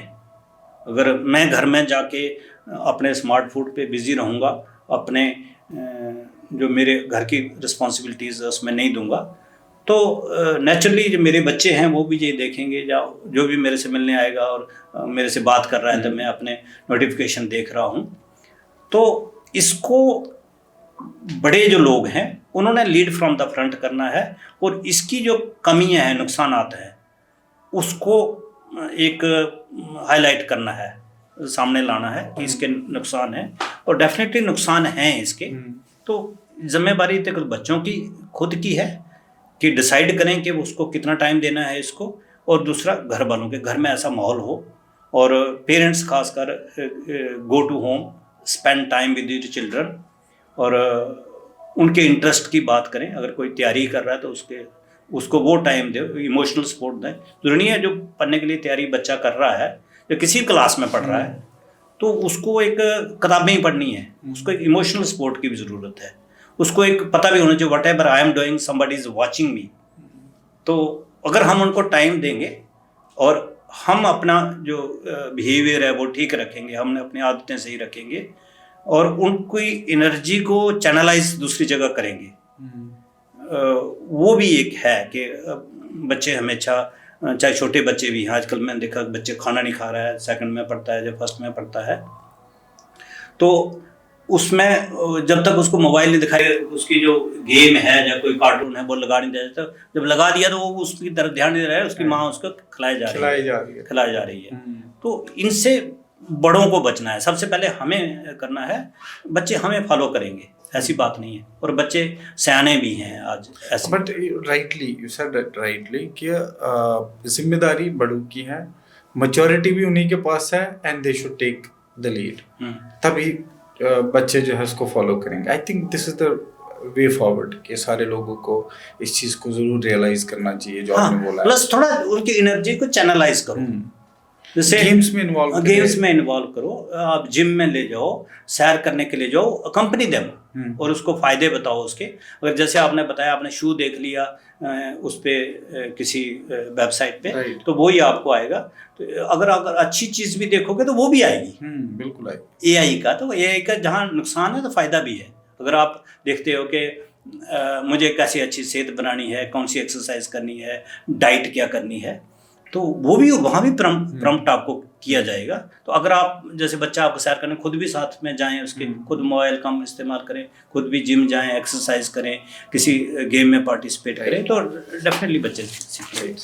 सर चीज़ें तो बहुत सारी है, मतलब हम इसके बाद थोड़ी सी गवर्नेंस पे आएंगे या पॉलिसी मेकिंग पे आएंगे, बट उससे पहले मैं चाहूँगा कि जो यंग जनरेशन को कुछ ऐसी चीज़ें जो उनको आदत सही रखने में हेल्प करेगी, अपने आप को सेहत में हेल्प करेगी, और कंसंट्रेशन वगैरह जो डिसिप्लिन है, कंसंट्रेशन है, कुछ ऐसी चीज़ें आप इस यंग जनरेशन को बोले कि जो उनको हेल्प करेगी, जिसमें फोकस रहे वो, इन सारी चीज़ों को लिमिट कैसे करेंगे और उनको अपनी लाइफ आगे फोकस कैसे रखनी चाहिए। ये बहुत ही इम्पोर्टेंट एस्पेक्ट है, और सभी के लिए एक चिंता का विषय भी है आजकल, कि जब से ये सारा कुछ सोशल मीडिया आ गया है, जब और सी चीज़ें आ गई, टीवीज़ आ गए, ये आए हैं, तो हम अपनी सेहत की तरफ कम ध्यान दे रहे हैं। आपने सुना होगा, बहुत पुरानी कहावत है कि sound mind lives in a sound body. तो हमें अपनी सेहत का बहुत ध्यान रखना है। If health is last, I think बहुत मेजर चीज़ आपकी लाइफ से चली गई है। आप कल को अचीव भी कर लेंगे कुछ, लेकिन आपकी सेहत नहीं रहेगी तो उसका कोई फ़ायदा नहीं रहेगा, उस चीज़ को आप इंजॉय नहीं कर पाएंगे। तो इसके लिए आपको प्लान करना है, वो भी घर वालों को करना है, और बच्चों को गाइड करना है। एक तो हेल्थ के ठीक रखने से फ़ायदे क्या है, आजकल सुविधाएँ बहुत हैं, जिम्स हैं, बहुत से ऐसे रिक्रेशनल जगह हैं जहाँ आपके साथ साथ, जैसे जिम में जाते हैं तो आप वहाँ म्यूजिक भी लगा है, वहाँ स्विमिंग पूल भी होगा, या जो भी, जैसे गांव में रहता है तो गांव में इससे भी अच्छा है, जिम से भी अच्छा है। जैसे मेरे गांव में तो हम स्कूल में जाते थे 3-4 किलोमीटर तो पैदल ही चलते थे, बस्ता उठाया होता था, अपने आप वर्जिश हो जाता, घर में खेत में काम करते थे। तो फिजिकल काम जरूर करें। और एक जो मैं फील करता हूँ, लेकिन ये सभी के साथ ये है कि अपना अपना पैटर्न है वैसे, कि बच्चे रात को ज़्यादा स्टडी करते हैं, दिन को वो सोते हैं। हमारे टाइम में जो हमारे बड़ों ने जो बताया कि जो मॉर्निंग आवर्स होते हैं बड़े प्रोडक्टिव होते हैं, आप शाम को जल्दी सो जाओ और जल्दी उठ जाओ, तो उसमें करो। उसमें क्योंकि मेरे पास कोई साइंटिफिक इसमें रीज़न नहीं है कि क्योंकि बच्चे कहते हैं, हमारे घर में बच्चे को कहते हैं कि हमारा जो लाइफ पैटर्न है वो ऐसा ही है कि हमें रात को ज़्यादा पीस मिलता है। जब मैं रिसेंटली IIT में गया था, गांधीनगर किसी के पास में, तो वहाँ भी जहाँ IIT जम्मू में कभी भी जाता रहता हूँ, तो या प्रोफेशनल कॉलेजेस जो बड़े प्रीमियर कॉलेज है, तो वहाँ रात को 12-1 बजे जाओ तो बच्चे खेल रहे होते हैं, बास्केटबॉल खेल रहा है, कोई कुछ खेल रहा है। तो पास में जो दुकान है, तो वो जो चाय की दुकान है, वो कहता है कि मैं सर खोलता ही 9 बजे हूँ, तो सुबह 2-3 बजे बंद करता हूँ, क्योंकि मेरा जो क्लाइंटेज है वो इसी हिसाब में आता है, इसी टाइम में। तो क्योंकि बहुत बड़े बड़े प्रीमियर इंस्टीट्यूट हैं, और क्या पता हर जगह यही फॉलो हो रहा है, तो क्योंकि मेरे पास ऐसा कोई तथ्य नहीं है कि वो गलत पैटर्न है।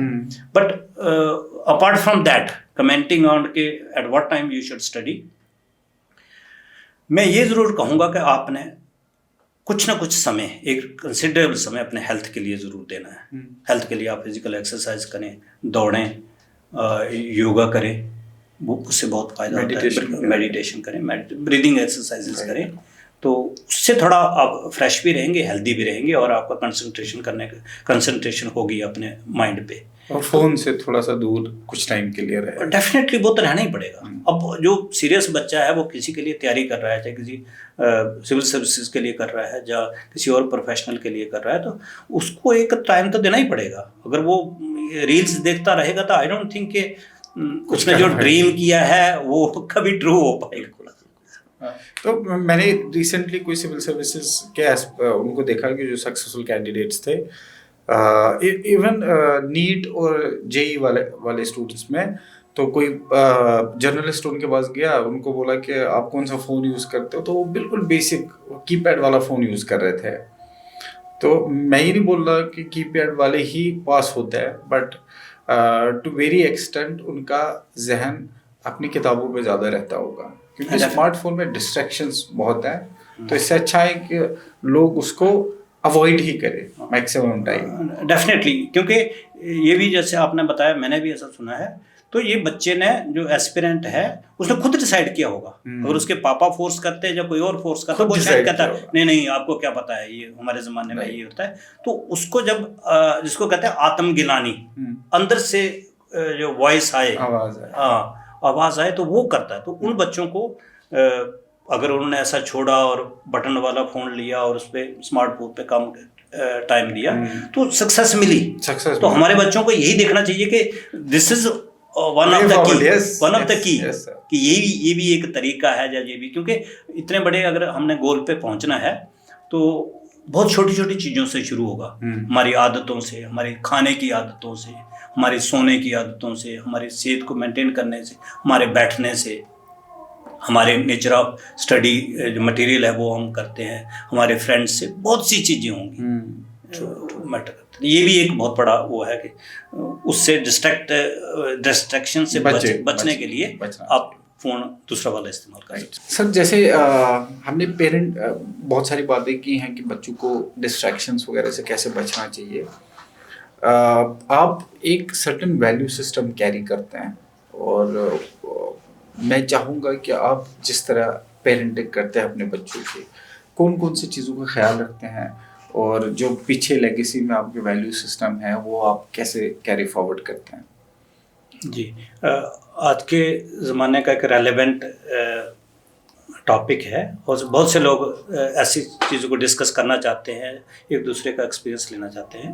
जैसे कि मैंने बताया, मेरे पिताजी तो टीचर थे, और क्योंकि टीचर एक उसका घर में टीचर जैसा ही माहौल, अगर हमारे घर के परिवार में बहुत से टीचर थे तो हमारे घर में एक स्कूल जैसा ही माहौल रहा।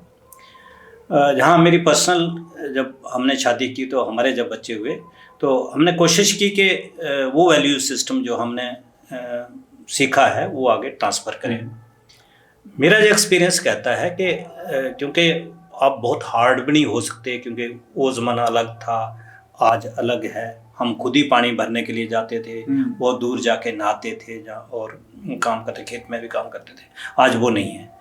लेकिन पेरेंट तो आप हो ही, फादर तो हो ही, रोल तो आपका है ही, आपके बच्चे को ग्रूम करने का आपका है। पहले ज़्यादा बच्चे होते थे, आजकल एक एक दो दो बच्चा है, लेकिन जॉब थोड़ा टफ हो गया है। तो इसमें कोई बहुत ज़्यादा रॉकेट साइंस नहीं है, हमारी बेसिक ही चीज़ें हैं कि बच्चा जब वो है जैसे मिट्टी का कच्चा घड़ा होता है वैसे है, तो कुम्हार जैसे उसको पकाएगा तो वैसे ही पकेगा। उसको पूरा टाइम देना है, सबसे पहले मैं कह रहूँगा, क्योंकि जब बहुत छोटा सा बच्चा है तो आप ही सिलेक्ट करते हो, बच्चा डजन नो कि आपको सरकारी में पढ़ना है, केवी में पढ़ना है, बहुत प्राइवेट में पढ़ना है, या डलहौजी में पढ़ना है। हम अपने ढंग से अपनी एस्पिरेशन या अपनी उसके हिसाब से डिसाइड करते हैं बच्चों के लिए जब वो पढ़ाई में होते हैं। उसके बाद हम कई बार बहुत से पेरेंट्स, नॉट ऑल, छोड़ देते हैं कि मैं 30-40 हज़ार फीस दे रहा हूँ पर मंथ इसको, और भूल जाता है कि no it is the duty of the teacher और ऑर्गेनाइजेशन स्कूल की है। वैसा नहीं होता है।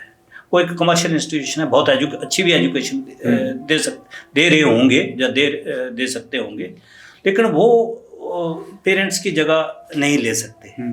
तो जो पेरेंट्स की जगह है वो अपनी है, और उनका रोल जो एंड रिस्पॉन्सिबिलिटी वो इंडिपेंडेंट है, वो किसी से वो नहीं है। सबसे बड़ा है कि अपने बच्चों को खूब टाइम दो,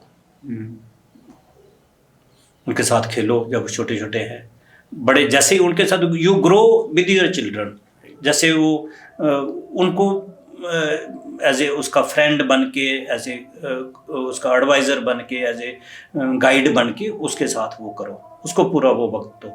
थोड़ा से जब बड़े जाते हैं, जैसे 9th 10th में पहुंच जाते हैं, देन कैरियर के बारे में सोचना पड़ता है, बच्चों को सोचना शुरू करते हैं, उसमें उसको हेल्प करो। आप पढ़े लिखे हो, किसी से असिस्टेंस ले लो, उसकी रुचि देखो किस में इंटरेस्ट, किस में, उस हिसाब से उसको डिसाइड करवाओ।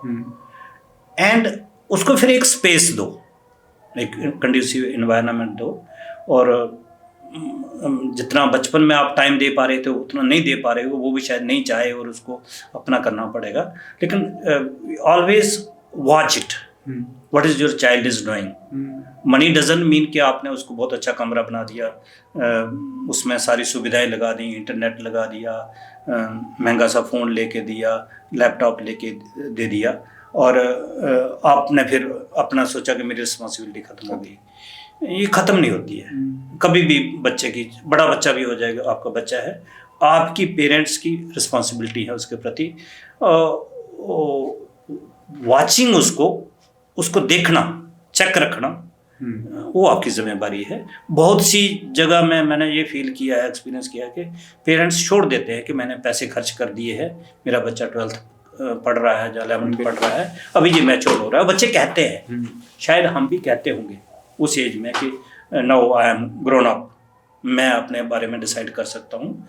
उनको ऐसे डिस्करेज भी मत करो, उनको कहो yes it is you only to decide, but assist जरूर करो, और क्या वो डिसीजन ले रहे हैं उनको जरूर देखो, अपने एक्सपीरियंस के हिसाब से उनके साथ अपनी जो आपका एक्सपीरियंस है वो भी शेयर करो।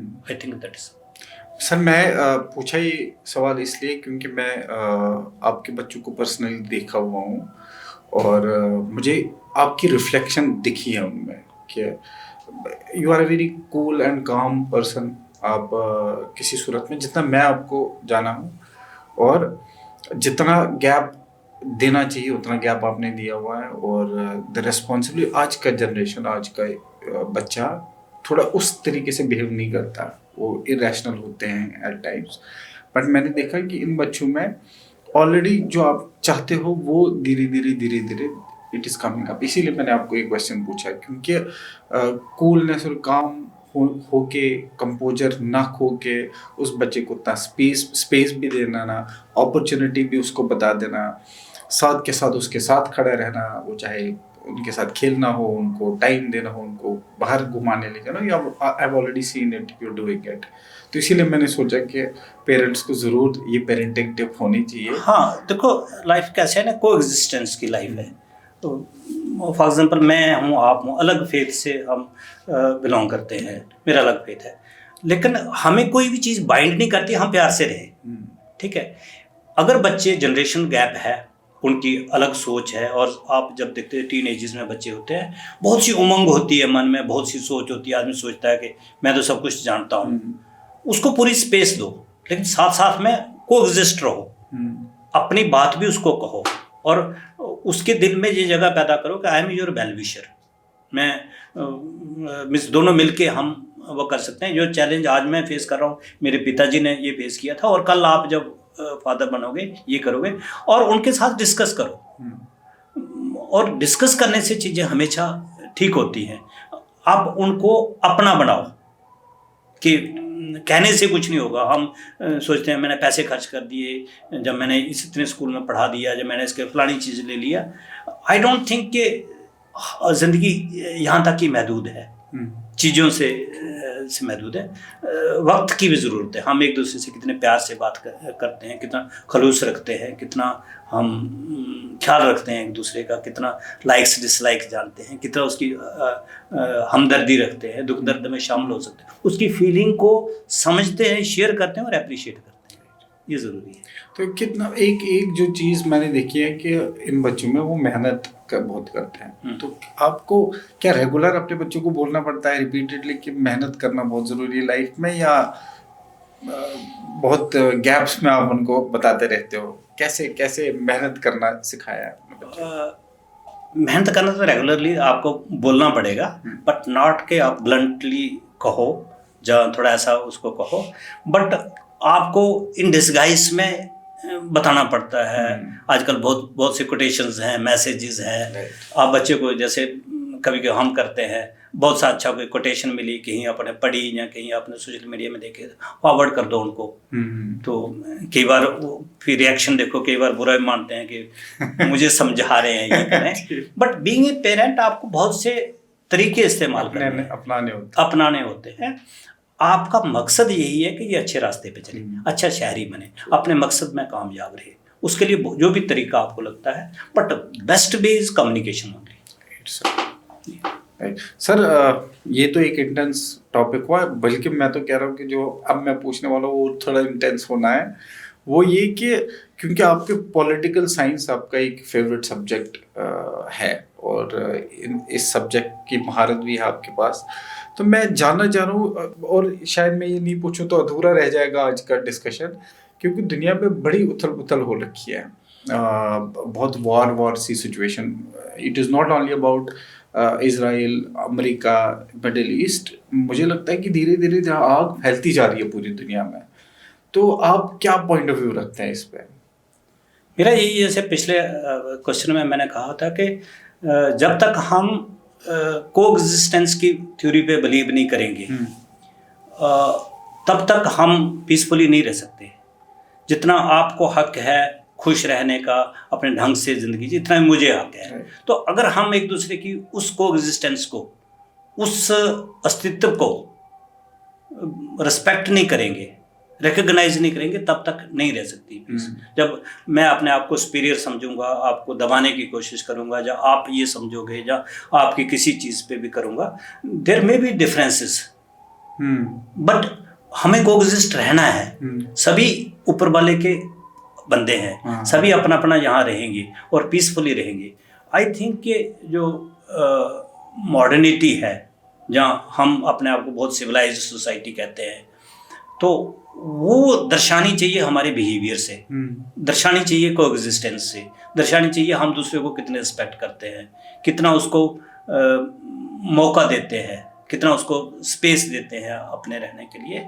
तो आई थिंक कि अगर उस थ्योरी को लेके चले हम कि एक दूसरे के एग्जिस्टेंस को रिस्पेक्ट करें, उसकी फीलिंग्स को रिस्पेक्ट करें, उसके एस्पिरेशंस को रिस्पेक्ट करें, तो किसी झगड़े का कोई जगह नहीं रहेगी, झगड़ा होगा ही नहीं। झगड़ा तभी होगा जब हमारी ईगोज होंगी, जब मैं बड़ा समझूंगा अपने आप को, तो उस वक्त इसमें होगा, ये प्रॉब्लम होगी। बट आज के दिन में अगर सपोज हम कुछ कंट्रीज का देखें, जो आपने बोला कि वो कोएग्जिस्टेंस चाहते नहीं है, वो ये कहते हैं कि हम बड़े हैं आप छोटे हो।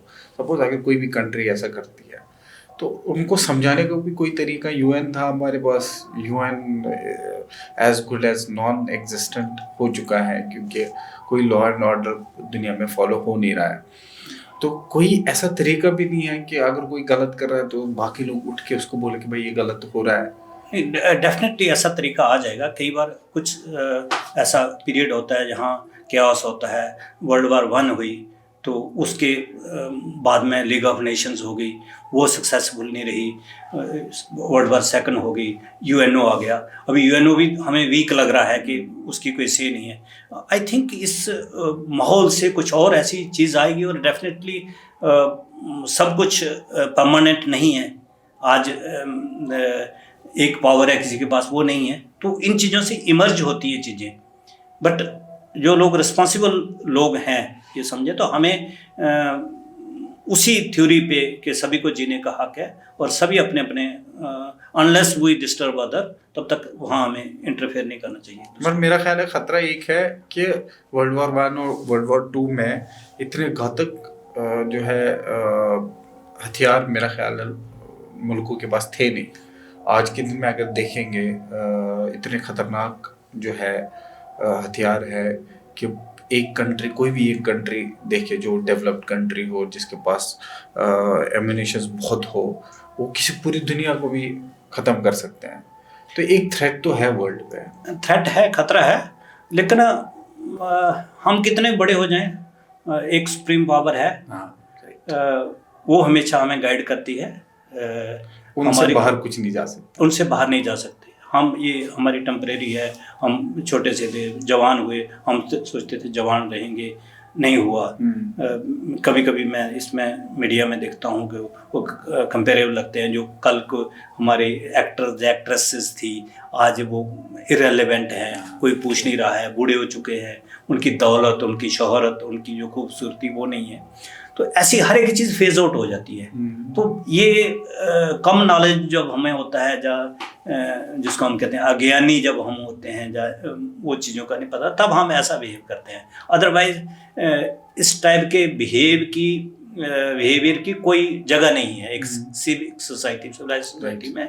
ठीक है, और मैं बहुत आशावादी हूँ कि हर एक चीज़ का हल निकल जाता है। बहुत खूबसूरत बात बोली है सर आपने कि जहाँ फिर ये सारी, मतलब मेरे जहन में तो अभी तक नहीं थी है कि जहाँ हमारी लिमिट खत्म हो जाती है वहाँ ऊपर वाला रोल प्ले करने लगता है। तो which is actually very true. हम बहुत बार सोचते हैं, जैसे हमारी कोई बहुत पसंदीदा रिश्ता होता है, चीज़ होती है, हमसे चली जाती है, तो उसके बाद सोचता है कि ये नहीं, अब क्या मेरी दुनिया खत्म होगी। लेकिन थोड़े दिन बाद शुरू हो जाता है और राहें निकल जाती है और चेंज हो जाती है। और हम यही दुआ करते हैं कि अच्छा इसका कोई हल निकले, किसी चीज़ का कोई कहीं भी कैओस है, चाहे वो फैमिलीज़ में हो, चाहे वो कंट्रीज़ के बीच में हो, ग्लोबली हो। एक तरह तो हम सोच रहे हैं कि मैं कहीं पढ़ रहा था बहुत खूबसूरत कोट के, हम मंगल पे जाने की, वहाँ एक लाइफ ढूंढने के लिए पता नहीं कितने ट्रिलियंस खर्च कर रहे हैं, और वहीं हम उतने ही ट्रिलियंस यहाँ लोगों को मारने के लिए भी कर रहे हैं। तो क्या हम उधर किस लिए जा रहे हैं और इधर किस लिए नहीं रह रहे हैं? तो ये एक अनआंसर्ड चीज़ है। मुझे वो इधर उसकी इतनी बहुत खूबसूरत चीज़ है। हाँ, कि हम वहाँ के लिए खर्च कर रहे हैं जाने के लिए, लेकिन यहाँ जो जगह हमारे पास ऑलरेडी है उसको हम देख नहीं रहे। टुवर्ड्स द एंड हम एक छोटा सा लाइटर मोड पे आपको जानने की कोशिश करेंगे, व्यूअर्स को आपका थोड़ा सा पर्सनल पार्ट दिखाने की कोशिश करेंगे, जिसमें बहुत लाइटर कुछ क्वेश्चंस हम करेंगे। उसमें थोड़ा जल्दी आपको हमें आंसर करना होगा। ये रैपिड फायर टाइप का होगा सर।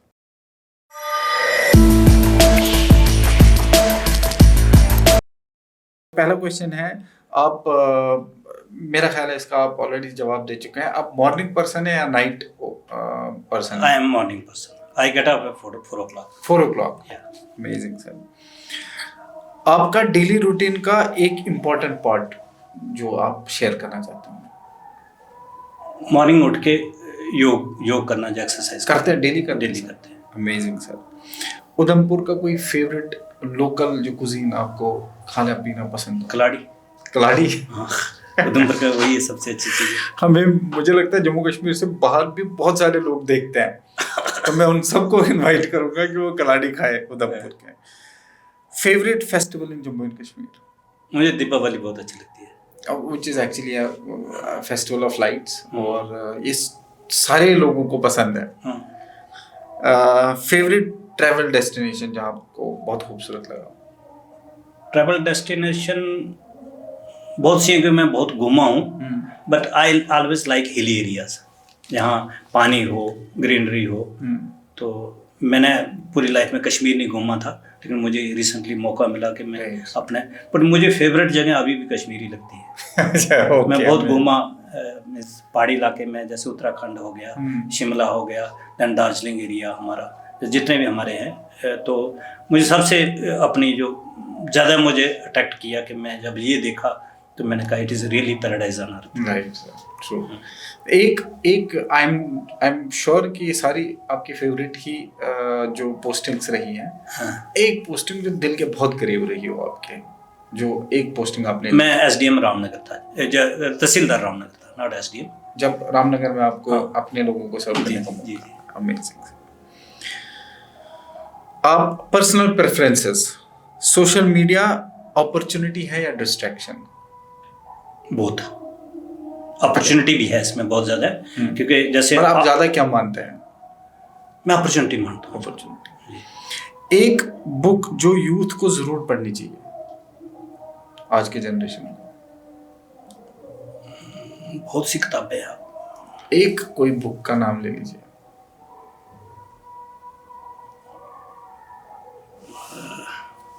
ये एपीजे अब्दुल कलाम की बुक्स जितनी भी लिखी हैं वो सब आपने पढ़ी? मुझे पढ़ी हैं। उनकी बेसिकली लाइफ के बारे में लोगों को पढ़ना चाहिए। हाँ, उनकी लाइफ में पढ़ना चाहिए। और वो ही इज़ रियली, मुझे ऐसा लगता है कि he was a self made man, और जो कुछ बोल रहे हैं दिल से बोल रहे हैं, और वो सच है, उसमें बनावट कुछ नहीं है। तो मुझे वो बहुत अच्छे लगते हैं। वैसे एक लीडर वर्ल्ड वाइड, हम कंट्री के नहीं, वर्ल्ड वाइड एक लीडर जिनको आप एडमायर करता हो? पॉलिटिक्स में मुझे बहुत कम इंटरेस्ट है। और जरूरी नहीं है कि पॉलिटिक्स हो, कोई भी, मतलब लीडरशिप इन एनी फील्ड।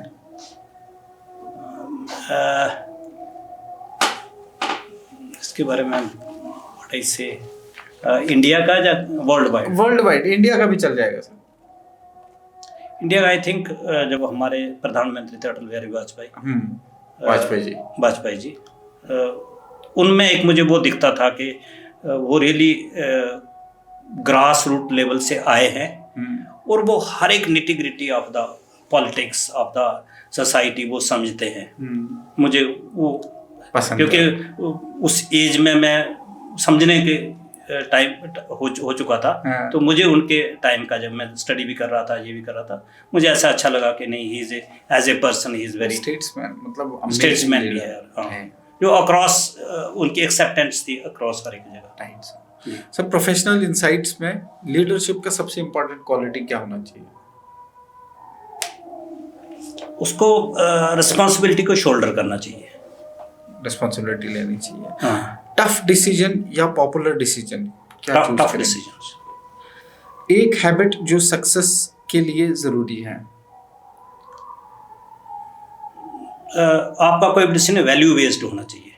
आपको चाहे वो टफ हो, चाहे कुछ हो, वैल्यू बट आप you should stick to that, don't compromise with your values. Stress को हैंडल करने का बेस्ट तरीका सर? आई एम श्योर आपके स्ट्रेस बहुत वो रहे होंगे, बट मैं शेयर करना चाहूँगा कि आप डीप ब्रीदिंग जब भी करते हो, तो जब भी आपको स्ट्रेस हो तो उसे फायदा मिलता है। हाँ। एक वर्ड जो आपकी लाइफ में फिलॉसफी को डिस्क्राइब करता हो, एक कोई वर्ड आपकी लाइफ की फिलॉसफी को डिस्क्राइब करता हो? Honesty. Honesty is the best policy. Service में सबसे इमोशनल मोमेंट कौन सा रहा होगा? इमोशनल, जब हम एक जगह से दूसरी जगह ट्रांसफर होते हैं तो लोग थोड़े इमोशनल बना देते हैं आपको। तो ऐसा कौन सा पोस्टिंग में इमोशनल मोमेंट आया होगा? एक कोई पोस्टिंग की बात, रामनगर आ गया? ऑफ कोर्स सभी है। कोई, क्योंकि हमें इस तरह ट्रेन किया जाता है कि यहाँ हमारी रिस्पॉन्सिबिलिटी जब तक है वहाँ निभानी है, उसके बाद this is part of life. लेकिन कई बार जब भी हमारी ट्रांसफ़र होती है या कुछ होता है तो लोग बहुत आपके बड़ा भला भला कहते हैं, और कोई रोते हैं, दुआएं देते हैं, कोई स्टाफ रोने लगता है, कोई लोग आपको वो करते हैं, सी ऑफ करते हैं, बहुत से वो करते हैं। तो वो एक इमोशनल आपके माहौल इमोशनल हो जाता है। इमोशनल हो जाता है कि आपको लगता है यस मैंने जो किया वर्थ था, जहाँ किसी ने रिकॉग्नाइज किया। Right sir. सर एक फाइनल मैसेज, अगर आप नेक्स्ट जनरेशन को कोई मैसेज देना चाहते हो, जो कमिंग जनरेशन आज की यूथ को कोई एक मैसेज देना चाहते हो, वो क्या होगा? हाँ, उनके लिए तो बहुत अच्छा मैसेज है कि सबसे पहले स्काई इज़ द लिमिट। आप कुछ भी अचीव कर सकते हो, ये मैं कह रहा हूँ अपने एक्सपीरियंस से। आपको किसी चीज़ के डर नहीं चाहिए, ओनली अपना ड्रीम बिग रखो और उसको स्मॉल स्टेप्स से शुरू करो। कंसिस्टेंसी रखो और वैल्यू बेस्ड रहो अपने उसमें की है। आपका कोई अगर फेलियर भी रहता है उसको ऐसे डिस्ट्रैक्शन मत मानो, उसको एक स्टेपिंग स्टोन टुवर्ड्स सक्सेस बोलो। Right sir. और अपनी सेहत का ध्यान रखो, नशे से दूर रहो, और मेरी दुआएं और सभी बड़ों की दुआएं आपके साथ हैं। आप कुछ भी अचीव कर सकते हो, कोई भी इम्पॉसिबल चीज़ नहीं है जिसको हम अचीव ना कर सके। हर एक चीज़ ह्यूमन बीइंग के लिए बनी है, और आज तक जितनी भी अचीवमेंट की ह्यूमन बीइंग ने की है, and any one of you can do it. Amazing.